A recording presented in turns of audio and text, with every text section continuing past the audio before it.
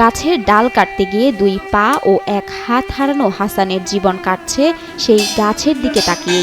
গাছে তো পড়ে গেছে, খুঁড়া হয়ে গেছে, অসাল হয়ে গেছে, আর এখন চলতে পারে না, সারা রাত হামাকের কান্দে। যে পার ভিতরে রড পোড়া হয়েছে, সে রডটা এখন বের করতে যাবে, কিন্তু টাকা পয়সায় পারছে না। ঝিনাইদহ সদর উপজেলার সুরাট মধ্যপাড়া গ্রামের হাসান বিশ্বাস বছরখানেক আগে জেলা পরিষদের গাছ কাটার কাজে নিয়োজিত ছিলেন তিনি। একদিন বিশাল এই শুকনা গাছের ডাল কাটতে কাটতে অনেক উঁচু থেকে নিচে থাকা পাথরের উপর পড়ে যান তিনি।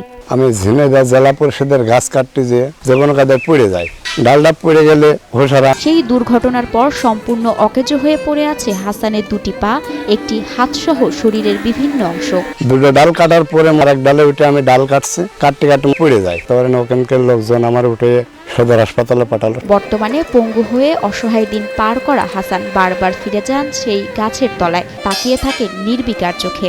হাত জোড়া লেগেছে, এটা খুলতে যেতে হবে। গাছ থেকে পড়ে যাওয়ার পর থেকেই শয্যাশয়ী অবস্থায় দিন পার করছেন অসহায় হাসান। চিকিৎসার জন্য বিভিন্ন জায়গায় ছুটেও টাকার অভাবে উন্নত চিকিৎসা করাতে পারছেন না তিনি। সদর হাসপাতালের থেকে আমার পাঠালো ঢাকা মেডিকেলের তো দিয়ে পাঠালো পঙ্গুতে পাঠালো ডেন্টালে। সেখান থেকে ঘুরে ফিরে মনে করেন যে আমি দুটো পা ভেঙে একেবারে অসাল হয়ে পড়ে রয়েছে। 2022 সালে এরকম সমস্যা, এখন মনে করেন যে হাত পা সব ভেঙে গুঁড়ো হয়ে রয়েছে। আমার আব্বুকে যেন সুস্থ করতে পারি, সেজন্য সাহায্য চাই। 4 সদস্যের পরিবারে একমাত্র উপার্জনক্ষম ব্যক্তি হওয়ায় হাসানের চোখে মুখে চেপে বসেছে হতাশা। 150 টাকা ভাড়া করা ভ্যানে চড়ে অসুস্থ শরীরের অসহ্য যন্ত্রণা নিয়ে ভিক্ষা করে চলছে তার সংসার। ভেঙে যায়, শহর বাজারে যায়, আজও কারোর কাছে হাত পাতে নেতা কোথার কাছে যায়, কিংবা গ্রামগঞ্জে বেড়ায়, যে যেরকম পারে সেরকম কম বেশি সহযোগিতা করে।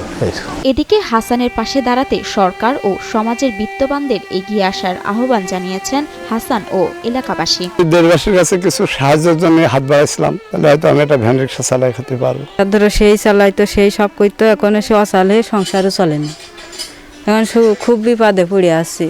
আমাদের প্রতিবেশী মনে করে 5 লাখ টাকা দিয়ে তার কিছুই হচ্ছে না, তার কোনো চিকিৎসাই হচ্ছে না। সে তো খুব অসুস্থ, বিছনায় অনেক সময় কান্নাকাটিও করছে, এসব আমরা সবাই দেখতে পাচ্ছি। হাসানের উন্নত চিকিৎসা ও তার পরিবারের সদস্যদের মুখে দুবেলা খাবার তুলে দিতে সমাজের বিত্তবানদের এগিয়ে আসার আহ্বান জানিয়েছেন স্থানীয় ইউপি চেয়ারম্যান আশরাফ হোসেন। আমার ইউনিয়ন পরিষদে তো ওই আহামরি ইনকাম নেই, মানে আমি তার লক্ষ লক্ষ টাকা দিয়ে আসলে সাহায্য করতে পারছি না। তাই আপনাদের সবার প্রতি আমার অনুরোধ, সবাই একটু হাসান ছেলেটার পাশে এসে একটু দাঁড়ান। অসহায় হাসান বিশ্বাসকে সব ধরনের সহযোগিতা করার আশ্বাস দিয়েছেন ঝিনাইদহ জেলা পরিষদ chairman doctor M Harunur Rashid. যেটা করলে সে চলতে পারে, সে ধরনের সহায়তা আমরা অবশ্যই করবো।